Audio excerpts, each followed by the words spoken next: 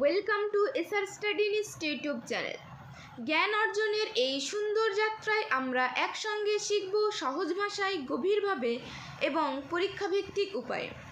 আজকে আমরা আলোচনা করব বাংলা প্রথম সেমিস্টারের অত্যন্ত গুরুত্বপূর্ণ একটি গল্প, বিভূতিভূষণ বন্দ্যোপাধ্যায়ের লেখা পুঁই মাচা। যেহেতু তোমরা ফার্স্ট সেমিস্টার অর্থাৎ ক্লাস 11 ফার্স্ট সেমিস্টার, তোমাদের totally MCQ multiple choice question হবে, তো এবং থার্ড সেমিস্টারও মাল্টিপল চয়েস কোশ্চেন হবে। তো তোমাদের এই মাল্টিপল চয়েস কোশ্চেনেই নাম্বার তোলার খুব একটা ভীষণ সুযোগ বলা যেতে পারে, কারণ তোমাদের দ্বিতীয় এবং ফোর্থ সেমিস্টার এখানে তোমাদের কোনো এমসিকিউ এর শর্ট প্রশ্নর কোনো থাকবে না। এখানে সবসময় সবেতে এসএকিউ আর এলএকিউ থাকবে। তো সেখানে আমরা যদি এলএকিউ 5 নাম্বার হয়, 6 নাম্বার হয়, তো সেখানে যদি আমরা সেগুলো অ্যাটেন্ড করি তো আমাদের কখনোই 5-এ 5 দেয় না, 4.5, 4 এরকম দেয়। তো এখানে তুমি ঠিক করতে পারলেই প্রত্যেকটা এমসিকিউ এর যদি আনসার তোমার ঠিক হয় তাহলে তুমি পেয়ে যাবে আর কি, 40-এ 40 পেয়ে যেতে পারো। যেহেতু তোমাদের থার্ড সেমিস্টার নয়, কারণ থার্ড সেমিস্টারটা বোর্ড এক্সাম, বোর্ড প্রশ্ন তৈরি করবে, এবং ফার্স্ট সেমিস্টার অর্থাৎ ক্লাস 11-এর প্রথম সেমিস্টারটা সেটা তোমরা যে যে স্কুলে পড়ো সেই স্কুল অর্থাৎ সেই মাদ্রাসা বলো, সেই স্কুল বলো, সেই স্কুলই কিন্তু প্রশ্নটা তৈরি করবে।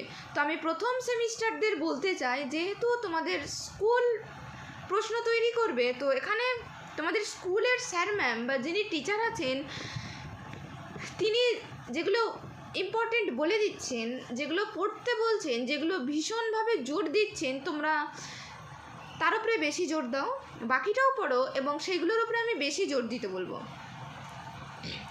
চলো প্রথমে আমরা বিভূতিভূষণ বন্দ্যোপাধ্যায় সম্পর্কে একটু জেনে নিই। আর হ্যাঁ, এখান থেকে তোমাদের মাত্র 8টা এমসিকিউ আছে, মাত্র একটাই গল্প আছে বিভূতিভূষণ বন্দ্যোপাধ্যায়ের লেখা পুঁই মাচা, এবং এ থেকে 8 নম্বরের টোটাল এমসিকিউ আসবে এখান থেকে।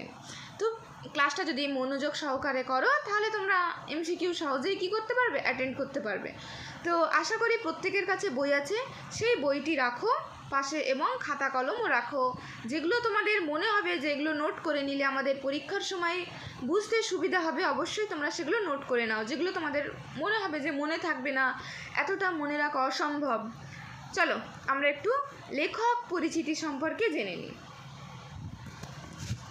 বিভূতিভূষণ বন্দ্যোপাধ্যায় 1894 সালে 12ই সেপ্টেম্বর জন্মগ্রহণ করেন এবং 1950 সালে 1 নভেম্বর মৃত্যুবরণ করেন।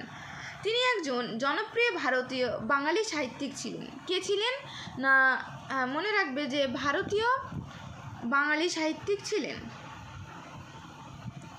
বিভূতিভূষণ পশ্চিমবঙ্গের উত্তর 24 পরগনা জেলার কাঁচরাপাড়া নিকটবর্তী ঘোষপাড়া মুরাতিপুর গ্রামে নিজ মামার বাড়িতে জন্মগ্রহণ করেন। তিনি মূলত উপন্যাস, ছোট গল্প লিখে খ্যাতি অর্জন করেন। বিশেষ করে পথের পাঁচালী ও অপরাজিত তার সবচেয়ে বেশি পরিচিত উপন্যাস। অন্যান্য উপন্যাসের মধ্যে আরণ্যক, চাঁদের পাহাড়, আদর্শ হিন্দু, হোটেল, ইছামতি ও অশনি সংকেত বিশেষভাবে উল্লেখযোগ্য। উপন্যাসের পাশাপাশি বিভূতিভূষণ প্রায় 20টি গল্পগ্রন্থ, কয়েকটি কিশোর পাঠ্য উপন্যাস ও ভ্রমণ কাহিনী এবং দিনলিপিও রচনা করেন। বিভূতিভূষণ বন্দ্যোপাধ্যায়ের পথের পাঁচালী উপন্যাস অবলম্বনে সত্যজিৎ রায় পরিচালিত চলচ্চিত্রটি আন্তর্জাতিক খ্যাতিসম্পন্ন। এটা ইম্পর্ট্যান্ট।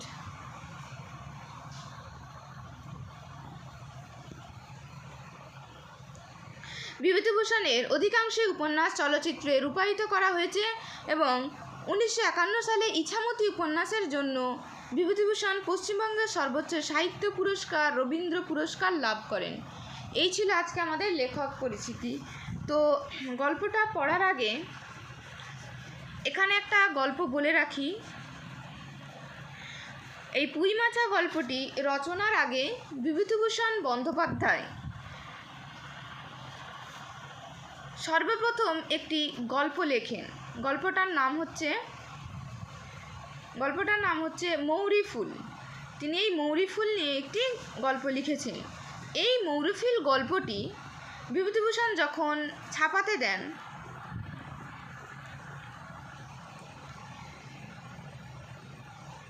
এবং ছাপা অক্ষরে যখন প্রকাশিত হয় তখন অর্থাৎ এই মৌরফিল গল্পটি জনপ্রিয়তা পেয়েছিল।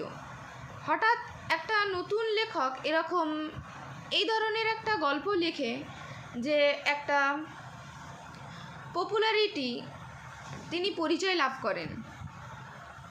সকলে তখন জানার ইচ্ছা প্রকাশ করলো যে কে এই বিভূতিভূষণ, অর্থাৎ বিভূতিভূষণকে সবাই আস্তে আস্তে একটু একটু করে চিনতে লাগলো।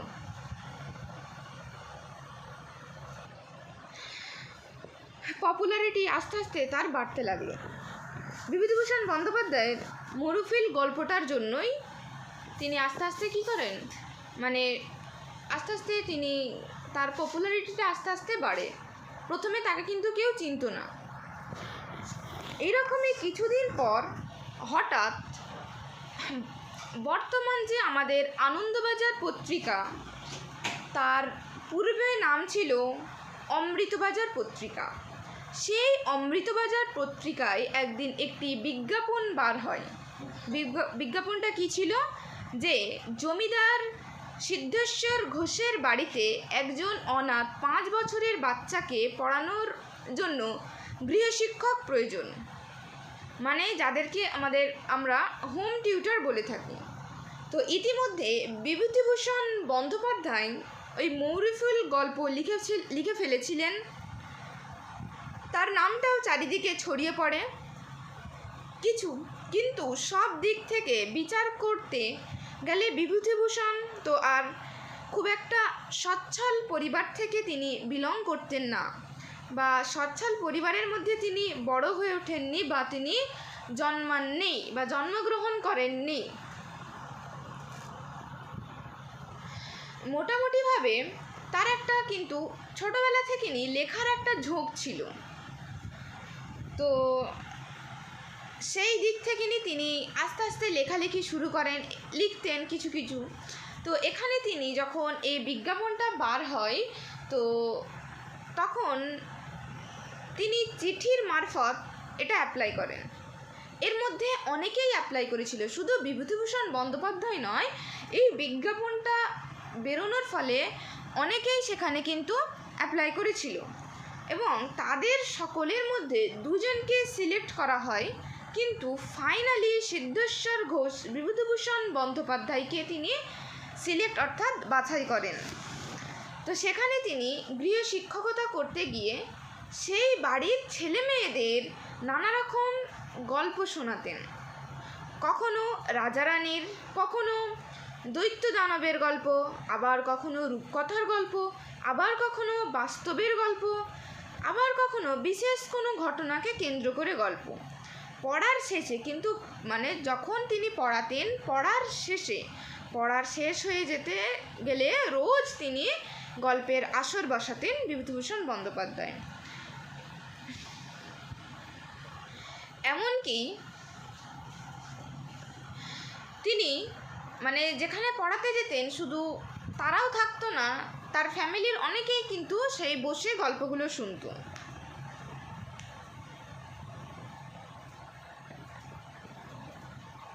তো সেইখানকার একটি পারিবারিক হাতে লেখা পত্রিকা প্রকাশিত হয় সেই ফ্যামিলি থেকে, আর যার নাম অবসারিকা পত্রিকা। এই ছিল সেই ঘটনা, এবং সেইটার প্রেক্ষিতেই সেই যখন গল্প বলতেন বিভূতিভূষণ বন্দ্যোপাধ্যায়, তো তখন এই পুঁই মাছা গল্পটা তিনি সেই সময় বলেছিলেন। তো যদি আমরা দেখি যে সেই অবসারিকা পত্রিকা সর্বপ্রথম বিভূতিভূষণ বন্দ্যোপাধ্যায়ের পুঁই মাছা গল্পটি প্রকাশিত হয়েছিল। পরবর্তীকালে তৎকালীন একটি বিখ্যাত পত্রিকা ছিল প্রবাসী পত্রিকা, যার নাম, তাতে প্রকাশিত হয়, এবং শেষমেশ বিভূতিভূষণের নিজস্ব গল্পগ্রন্থ মেঘমল্লার এই গল্পগ্রন্থে অন্তর্ভুক্ত হয়। তো এবার আমরা উৎসটা দেখে নিই। উৎসটা হচ্ছে সিদ্ধেশ্বর ঘোষের বাড়িতে বিভূতিভূষণ বন্দ্যোপাধ্যায় নিয়মিত যেতেন গৃহশিক্ষকতা করাতে, অর্থাৎ তিনি সেখানে করতেন কন্টিনিউ, যেখানে সিদ্ধেশ্বর বাবুর ছেলে ও বাড়ির অন্যান্য ছোটদের প্রত্যেক দিন নতুন নতুন গল্প শোনাতেন তিনি। তখনই সিদ্ধেশ্বর বাবুর ভাইপো মনমথর অনুবাদে হাতে লেখা এই পারিবারিক পত্রিকা অবসারিকাতে পুঁইমাচা গল্পটি প্রথম প্রকাশিত হয়। পরবর্তীকালে প্রবাসী পত্রিকায় প্রকাশ হয় এবং তারপর 1931 সালে মেঘমল্লার গল্পগ্রন্থের অন্তর্ভুক্ত হয় বা প্রকাশ পায়। তো এই ছিল আমাদের আজকে উৎস। চলো এবার সরাসরি আমরা টেক্সট বইয়ে ফিরে যাই। বলছে, সহায়হরি চাটুর্যে উঠানে পা দিয়া স্ত্রীকে বলিলেন, একটা বড় বাটি কি ঘটি যা হয় কিছু দাও তো, তারক্ষুরো গাছ কেটেছে, একটু ভালো রস আনি। সহায়হরি এটা একটা চরিত্র। সহায়হরি চাটুর্যে তিনি উঠান, মানে আমরা জানি যে বাড়ির উঠান হয়, হ্যাঁ, এই উঠানকে অনেকজন অনেক রকম বলে, কেউ দাওয়া বলে, কেউ উঠান বলে, কেউ অনেক ক্ষেত্রে আমি দেখেছি। যেমন আমি বলতে পারি, আমি মেদিনীপুরে যখন গিয়েছিলাম, আমরা এখানে উঠান বলি, কিন্তু মেদিনীপুরের ভাষা অনুযায়ী সেটাকে পিড়ে বলা হয়। উঠানটাকেই পিড়ে বলে, যার যেমন ভাষা অনুযায়ী, সেখানকার গ্রাম্য ভাষা অনুযায়ী সেটাকে বলা হয়, কিন্তু প্রত্যেক বাড়িতেই থাকে উঠান। তো ওই উঠানে পা দিয়ে স্ত্রীকে বললেন, উঠানে পা দিয়ে তিনি তার স্ত্রীকে বলছেন যে একটা বড় বাটি কি ঘটি যা হয় কিছু দাও। বলছে, একটা বড় বাটি কি ঘটি যা পারো একটু দাও তো, তারক্ষুরো গাছ কেটেছে, একটু ভালো রস আনি। তো কে গাছ কেটেছে? তোমাদের এখানে এমসিকিউ যেহেতু, এরকম প্রশ্ন আসতে পারে যে কে গাছ কেটেছে, ঠিক আছে, তারক্ষুরো গাছ কেটেছে না, তারক্ষুরো গাছ কেটেছে। এবার স্ত্রী অন্নপূর্ণা খড়ের রান্নাঘরের দাওয়ায় বসিয়া শীতকালের সকালবেলা নারিকেল তেলের বোতলে ঝাঁটার কাঠি পুরাইয়া 2 আঙুলের সাহায্যে ঝাঁটার কাঠি লগ্ন জমানো তেলটুকু সংগ্রহ করিয়া চুলে মাখাইতেছিলেন। স্বামীকে দেখিয়া তাড়াতাড়ি গায়ের কাপড় একটু টানিয়া দিলেন মাত্র, কিন্তু বাটি কি ঘটি বাহির করিয়া দিবার জন্য বিন্দুমাত্র আগ্রহ তো দেখাইলেন না, এমনকি বিশেষ কোনো কথাও বললেন না। অর্থাৎ তিনি যখন বাটি বা ঘটি চাইলেন, তখন তার স্ত্রী অন্নপূর্ণা, নাম কি ছিল না, অন্নপূর্ণা, নামগুলো মনে থাকবে, এখন অন্নপূর্ণা ভাণ্ডার হচ্ছে।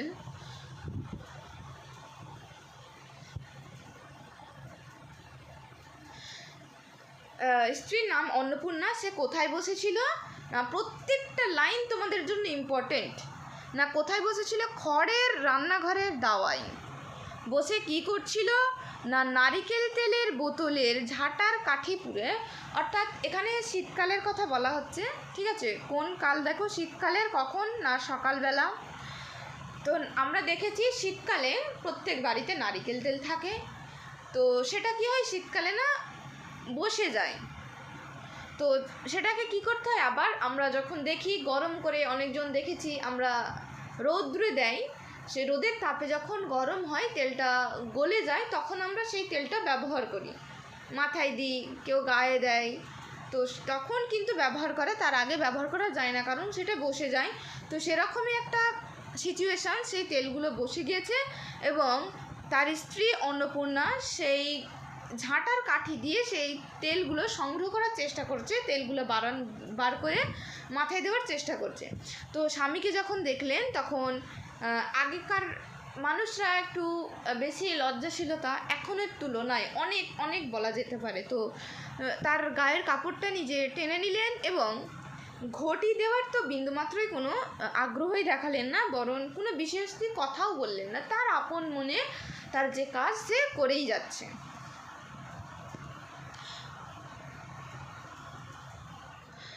সহায়রী অগ্রবর্তী হইয়া বলিলেন,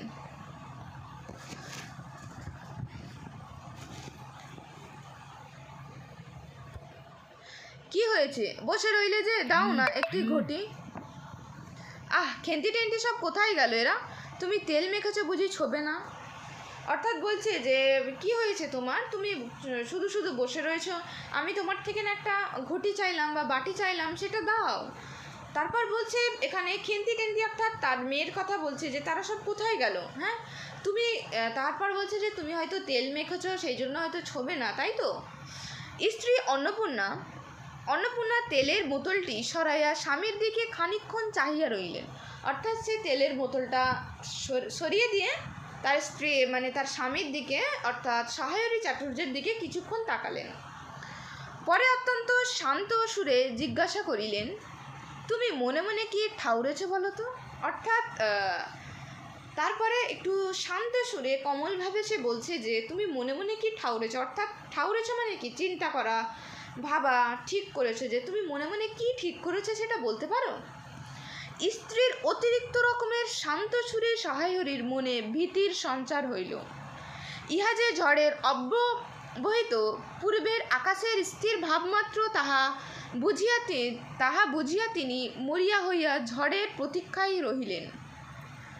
একটু আমতা আমতা করিয়া কহিলেন, কেন, কি কি আবার কি, বলে থেমে গেলেন তিনি। তো এখানে বলছে যে তখন তার স্ত্রী বলছে যে তুমি কি মনে মনে ঠিক করেছো সেটা কি বলতে পারো?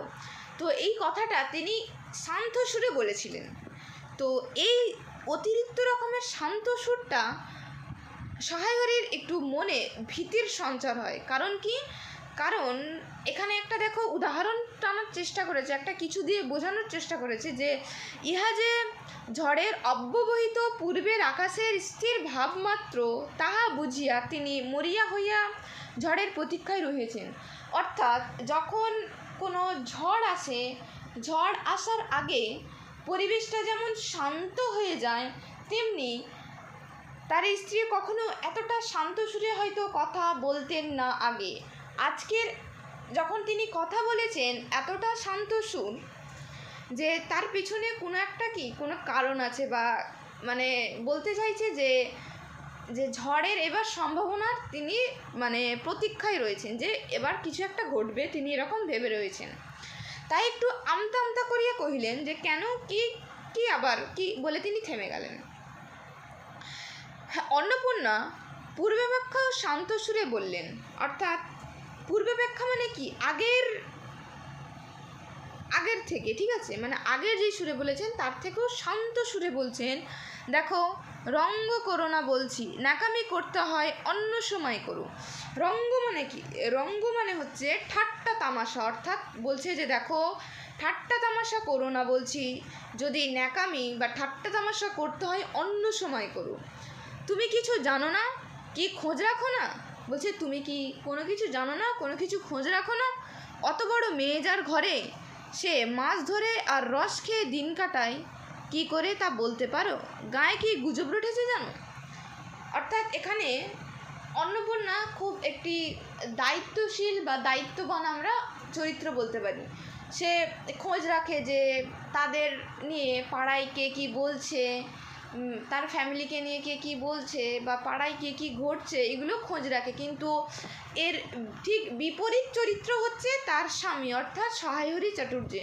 তার কোনো এসব ধান্দা থাকে না, সে শুধু কী করে না মাছ ধরে আর রস খেয়ে দিনটা কাটিয়ে দেয়। এখান থেকে এমসিকিউ আসতে পারে। এবার সহায়রী বলছে কি গুজব? বলছে সহায়রী আশ্চর্য হয়ে জিজ্ঞাসা করিলেন, কেন, কি গুজব? সহায়রী আশ্চর্য হয়ে গেছেন যে কেন, কি গুজব রটেছে আবার। তখন কি গুজব জিজ্ঞেস করো গে চৌধুরীদের বাড়িতে। তাহলে এখানে হয়তো প্রশ্ন আসতে পারে যে কোন বাড়িতে জিজ্ঞেস করতে গিয়ে বলেছিল, না চৌধুরীদের বাড়িতে গিয়ে জিজ্ঞেস করো। কেবল বাগদি দুলে পাড়ায় ঘুরে ঘুরে জন্ম কাটালে ভদ্রলোকের গায়ে বাস করা যায় না, সমাজে থাকতে হলে সেই রকম মেনে চলতে হবে। অর্থাৎ আমরা জানি যে যেই পাড়ায় যেটা বেশি বেশি থাকে সেরকম অনুযায়ী হয়তো নামকরণ হয়, যেন আমরা জানি মানে যেখানে কোন একটা পাড়ার হয়তো সেই পাড়ার এ অনুযায়ী নামকরণ এক একটা হয়। যেমন যেখানে মোড়লরা থাকে সেটা হচ্ছে মোড়ল পাড়া বলা হয়, ঠিক আছে।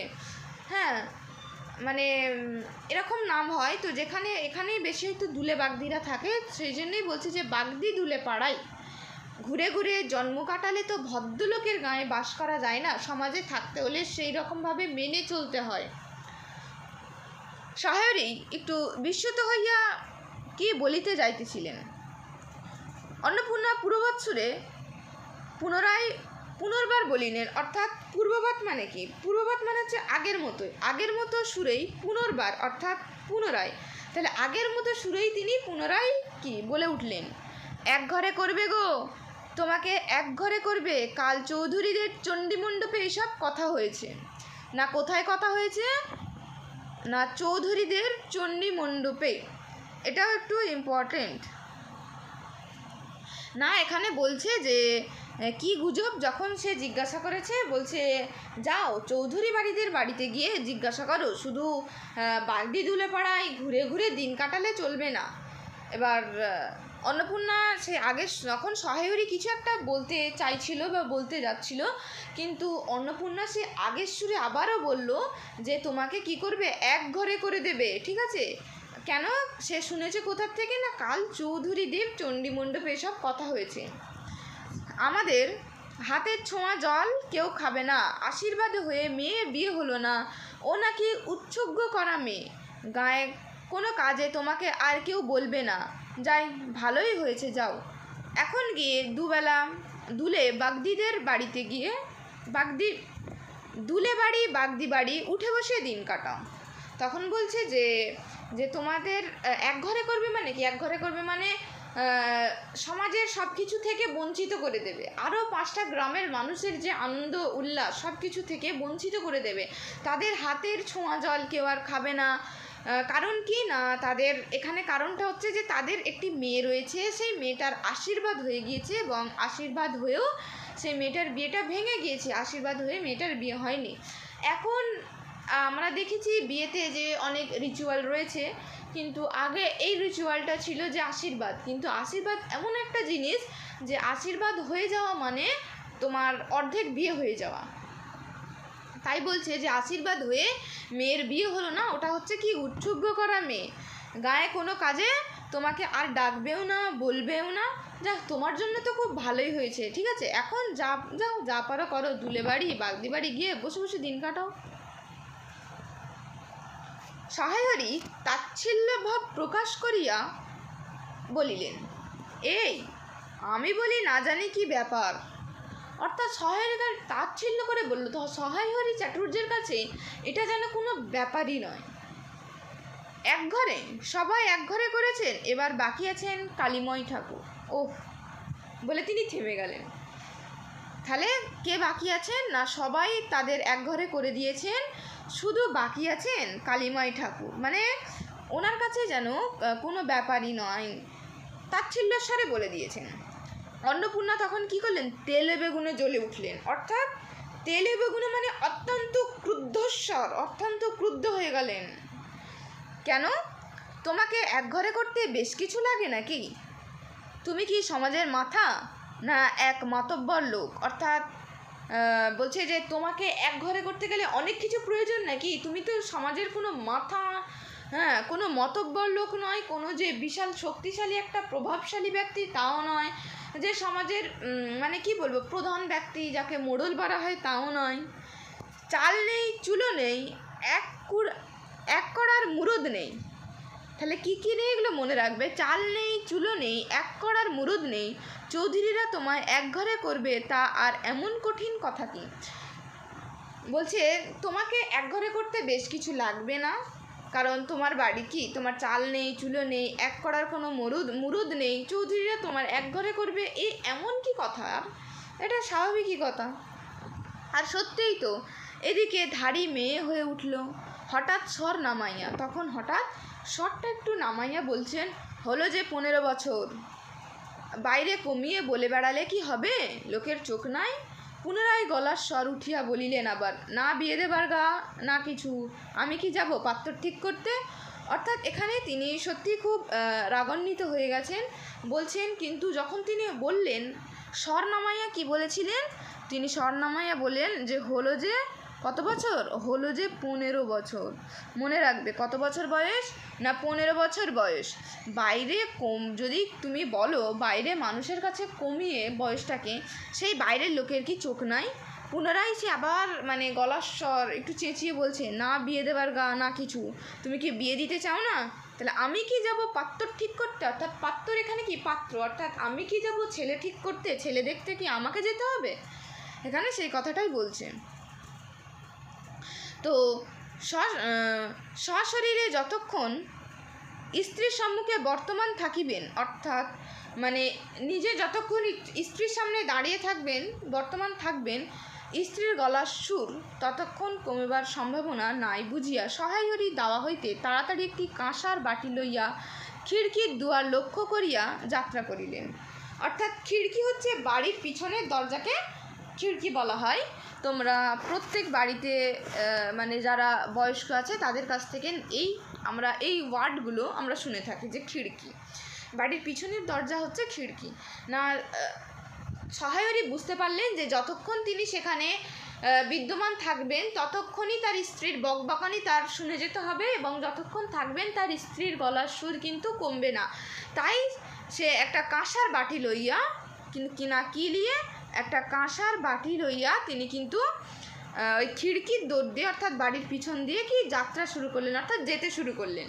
কিন্তু খিড়কির দুয়ারে একটু এদিকে কি দেখিয়া হঠাৎ থামিয়া গেলেন।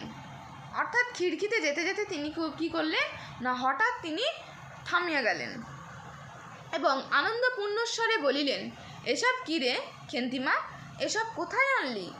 ও এ যে বলে রয়ে গেলেন। তো বলছেন তিনি যখন চলে যাচ্ছেন তো সেই সময় দরজার কাছে গিয়ে হঠাৎ তিনি দাঁড়িয়ে যান, কারণ তিনি তার মেয়ে খেন্তিকে দেখেছেন যে তার মেয়ে খেন্তি আসছে এবং তিনি প্রশ্ন করছেন, কী রে এসব কী খেন্তিমা, এসব কী, কোথার থেকে আনলি? অর্থাৎ আমরা এর পরের এতেই দেখতে পাবো যে তার হাতে কোনো কিছু দ্রব্য ছিল। 14-15 বছরের একটি মেয়ে আর দুটি ছোট ছোট মেয়ে পিছনে লইয়া বাড়ি ঢুকাইয়া তাহার হাতে এক বোঝা পুঁইশাক, ডাঁটাগুলি মোটা ও হলদে হলদে চেহারা দেখিয়া মনে হইছে কাহারা পাকা পুঁই ডাঁটা উপড়াইয়া ফেলিয়া উঠানের জঙ্গল তুলিয়া দিয়েছে। মেয়েটি তাহাদের উঠানের জঙ্গল প্রাণপণে তুলিয়া আনিয়েছে। তো এখানে বলেছে যে 14-15 বছরের একটি মেয়ে, না কত বছর মনে রাখবে, 14-15 বছরের মেয়ে, না মেয়েটির পিছনে আরও কটা মেয়ে ছিল, না মেয়েটির পিছনে আরও 2টি মেয়ে রয়েছে। আর তাহার হাতে কি ছিল, না পুঁইশাক ছিল, পুঁইশাকের একটি বোঝা ছিল। না পুঁইশাকটা কেমন ছিল, ডাঁটাগুলি মোটা মোটা ছিল, হলদে হলদে চেহারা, মানে দেখে মনে হচ্ছে যে ওই পুঁই ডাঁটাগুলো পেকে গেছে, সেই ওই পাকা জঙ্গল বলে পাকা পুঁই ডাঁটাগুলো কেউ গাছ উপড়ে ফেলে দিয়েছে তাদের উঠানের জঙ্গল পরিষ্কার করার জন্য, কারণ কি পাকাগুলো পেকে গিয়েছে। তাই সেই মেয়েটি, অর্থাৎ এই 14-15 বছরের মেয়েটি সেই ওই পাকা পুঁই ডাঁটাগুলো, অর্থাৎ তাদের যে মানে তারা যে জঙ্গলটা সাফ করে দিয়েছে, উঠানটা পরিষ্কার করে দিয়েছে, ওই তাদের উঠানের নোংরাগুলি অর্থাৎ সেই পাকা পুঁই ডাঁটাগুলি সে কী করেছে, তুলে এনেছে, প্রাণপণে সে তুলে নিয়ে চলে এসছে। ছোট মেয়ে 2টির মধ্যে একজনের হাত খালি, অর্থাৎ এর পিছনে 2টা মেয়ে ছিল, তো একজনের হাত খালি, অপরটির হাতে গোটা 3 পাকা পুঁই পাতা জড়ানো কোনো দ্রব্য। তাহলে একজনের হাতে মানে খেন্তির হাতে পুঁই পাতা আছে, মোটা মোটা কাঁচা পাকা, মানে মোটা মোটা হলদে হলদে হয়ে গেছে। তার পিছনে যেই 2টি মেয়ে ছিল একজনের হাত খালি আর অপরটির হাতে গোটা 2 পাকা পুঁই পাতা জড়ানো কোনো দ্রব্য। বড় মেয়েটি খুব লম্বা। এবার হচ্ছে সেই মেয়েটির এখানে কিছু বর্ণনা দিচ্ছে যে মেয়েটা কেমন ছিল। না বড় মেয়েটি খুব লম্বা, গোলগাল চেহারা, মাথার চুলগুলি কৃষ্ণ, অগোছালো বাতাসে উড়িতেছে, মুখখানা বড়, খুব বড়, চোখ 2টি ডাগর ডাগর ও শান্ত, সরু সরু কাঁচের চুড়িগুলি 2 পয়সা ডজনের একটি সেফটি পিন দিয়া একত্রিত করিয়া আটকানো। পিনটির বয়স খুঁজিতে চাইলে প্রাক ঐতিহাসিক যুগে গিয়ে পড়িতে হয়। এই বড় মেয়েটির নাম বোধ হয় খেন্তি। তো এখানে খেন্তির পরিচয় আমরা দেখতে পেলাম না, কেমন ছিল না, তার মেয়েটি ছিল কি লম্বা ছিল, তার চেহারাও ছিল গোলগাল এবং মাথার চুলগুলি কী ছিল খুব কালো ছিল এবং অগোছালো ছিল, যেটা মানে কি বলবো চুল আঁচড়ানো ছিল না এবং বাতাস বইছে, সেই বাতাসে চুলগুলি অগোছালো চুলগুলি মানে উঠছে। মুখটাও বড়, চোখগুলি ডাগর ডাগর এবং খুব শান্ত। তো সরু সরু কিছু কাঁচের চুড়ি 2 পয়সা ডজনের কেনা, না এখানে পরীক্ষায় প্রশ্ন আসে তোমাদের যে ক পয়সা ডজনে কেনা, না 2 পয়সা ডজনে কেনা। কী দিয়ে আটকানো আছে না সেফটি পিন দিয়ে আটকানো আছে। পিনটার বয়স অর্থাৎ যেই পিনটা দিয়ে আটকানো আছে সেই পিনটার বয়স খুঁজিতে গেলে প্রাগ ঐতিহাসিক যুগে গিয়ে পড়তে হয়। অর্থাৎ মানে পিনটা এতটাই পুরানো হয়ে গেছে, পুরানো বলতে কি মানে জাং খেয়ে গেছে, যেটাকে বলা হয় মরিচা পড়ে গেছে, তো দেখে মনে হবে যে প্রাগ ঐতিহাসিক যুগে গিয়ে পড়তে হবে। তো এই বড় মেয়েটির নাম বোধ হয় কি না, এতক্ষণ পর আমরা নাম পেয়েছি না, বড় মেয়েটির নাম কি খেন্তি। কারণ সে তাড়াতাড়ি পিছন ফিরিয়া তাহার পশ্চাদ্বর্তিনীর হাত হইতে পুঁই পাতা জড়ানো দ্রব্যটি লইয়া মেলিয়া ধরিয়া বলিল, চিংড়ি মাছ বাবা। তো তার পিছনে যে ছিল তার থেকে সেই পুঁই পাতা জড়ানো যে দ্রব্যটি ছিল সেই দ্রব্যটি নিয়ে সে মানে তার বাবার দিকে মেলে ধরে বলছে যে চিংড়ি মাছ বাবা। গয়া বুড়ির কাছ থেকে রাস্তায় নিলাম, দিতে চায় না, বলে তোমার বাবার থেকে আগের দরুনকার 2 পয়সা বাকি আছে। আমি বললাম দাও না গয়া পিসি, আমার বাবা কি তোমার 2 পয়সা নিয়ে পালিয়ে যাবে? আর এই পুঁই শাকগুলো ঘাটের ধারে রাই কাকা দিয়েছেন, দিয়ে বলেন যা নিয়ে যা, কেমন মোটা মোটা, বলেও কিন্তু তিনি থেমে গেলেন। অর্থাৎ এখানে তারা কি এনেছে এবার মানে বলছে যে না, সেই যে দ্রব্যটি ছিল পুঁই পাতা জড়ানোর সেটা হচ্ছে চিংড়ি মাছ, তার ভিতরে চিংড়ি মাছ ছিল, নাকে গয়া বুড়ির কাছ থেকে এনেছে, কিন্তু সেই গয়া বুড়ি কিন্তু তাকে দিতে চায় না। কারণ কি, কারণটাও বলে দিয়েছে না, আগের আগের দিনের কত টাকা বাকি, যে বাবার থেকে 2 পয়সা বাকি আছে, সেজন্য সে চিংড়ি মাছ দিতে চায় না। কিন্তু খেন্তি বলে যে দাও না গয়া পেশি, আমার বাবা তো তোমার সেই 2 পয়সা নিয়ে পালিয়ে যাবে না। আর এই পুঁই শাকগুলো ঘাটের ধারের রাই কাকা দিয়ে বলেন যা নিয়ে যা। অর্থাৎ পুঁই শাকটা কিন্তু দিয়েছেন রাই কাকা, আর চিংড়ি মাছটা হচ্ছে গয়া বুড়ির কাছ থেকে এনেছে।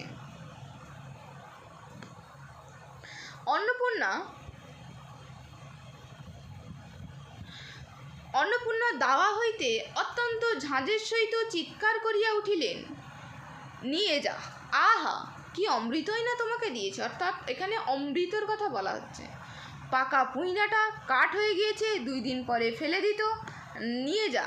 আর উনি তাদের আগাছাও মানে উঠিয়ে নিয়ে এসেছেন, ভালোই হয়েছে, তাদের আর নিজেদের কষ্ট করে কাটতে হলো না। যত পাথুরে বোকা সব মরতে আসে আমার ঘাড়ে। ধাড়ি মেয়ে, বলে দিয়েছি না তোমার বাড়ির বাইরে কোথাও পা দিও না, লজ্জা করে না? পাড়া এপাড়া ওপাড়া সেপাড়া ঘুরে বেড়াতে, বিয়ে হলে যে 4 ছেলের মা হতে, খাওয়ার নামে আর জ্ঞান থাকে না। কোথায় শাক, কোথায় বেগুন, আর কোথায় একজন বেড়াচ্ছেন, কোথায় রস, কোথায় ছাই, কোথায় পাঁশ, ফেল বলছে ওসব ফেল। অর্থাৎ এখানে অন্নপূর্ণা একটু মানে রাগান্বিত হয়ে গেছেন, তিনি তার মেয়েকে এবার বকাবকি করছেন, যে তিনি এবার চিৎকার করে বলছেন যে হ্যাঁ তুমি কি অমৃতই না তোমাকে তারা দিয়েছে, যে যেই পুঁইডাটাগুলো পেকে গিয়েছে 2 দিন পর সেগুলো ফেলে দিতে হবে, সেই আগাছা যেগুলো আগাছা হয়ে গেছে, যেগুলো ফেলে দেওয়ার হয়ে গেছে, সেই ফেলে দেওয়ার উপক্রমগুলি তুমি কুড়িয়ে নিয়ে এসছো, ভালোই হয়েছে। তাদের আর ওই কষ্ট করে ওই পুঁইডাটাগুলো আর ফেলতে হলো না, তুমি তাদের আগাছাগুলো বন জঙ্গলগুলো কেটে এনেছো। যত পাথুরে বোকা মানে মরতে আসে আমার ঘরে। অর্থাৎ পাথুরে বোকা মানে কি, মানে অতিরিক্ত বোকা, যত সব বোকাগুলো যেন আমার ঘাড়ে এসে পড়েছে, আমার কাছে এসেই পড়েছে। মেয়ে, বলে দিয়েছি না মানে যে তোমাকে বাইরে কোথাও পা দিও না, বলছে যে বাড়ির বাইরে যেতে নিষেধ করেছি, তারপরেও লজ্জা করে না, একবার এ পাড়া একবার সে পাড়া যে ঘুরে বেড়াও। যদি বিয়ে হতো তাহলে কি হতো?